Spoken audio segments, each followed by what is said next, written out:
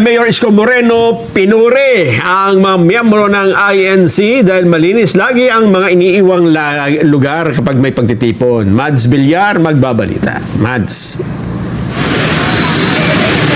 Yes, Nelson, alam mo, puring-puri ni Manila Mayor Isko Moreno yung mga miyembro ng Iglesia ni Cristo na nagsagawa at nagtipon dito sa Liwasang Bonifacio sa lungsod ng Maynila kahapon ng umaga. Sabi ni Mayor Isko, kapag INC ang nagrally, hindi siya kinakabahan dahil kumpiyansa siya na bago umalis ay sinisiguro nila na maayos yung lugar na kanilang iiwanan. Kahapon nakamonitor din anya sila sa Liwasan dahil pag alis sa mga miyembro ng INC, may mga kababayan naman tayo na galing sa lalawigan ng Batangas ang nagpunta rito para makisuporta sa ginagawang protesta kontra korupsyon. Yung mga kababayan natin na galing ng Batangas ay nagpalipas na magdamag dito sa Liwasang Bonifacio at hanggang ngayon nandito pa rin sila at nananatili. Nagtayo na lang sila ng mga tent dito dahil nga bilang pananggalang sa init at ulan dahil dito na sila magpapalipas daw ng ilang araw.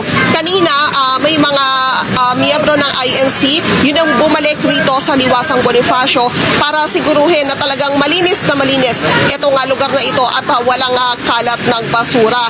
Yung mga basura inilagay nila sa garbage bag at inayos lahat para masiguro nga na malinis at walang magiging puna sa kanila dahil ang lugar na kanilang iniwanan natiyak nila na malinis at walang nakakalat na mga basura.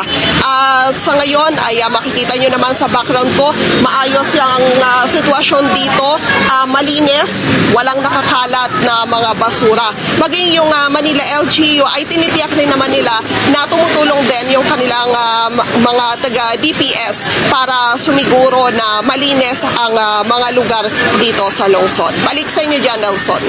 Maraming salamat. Yan po si Madeline Villar Moratillo.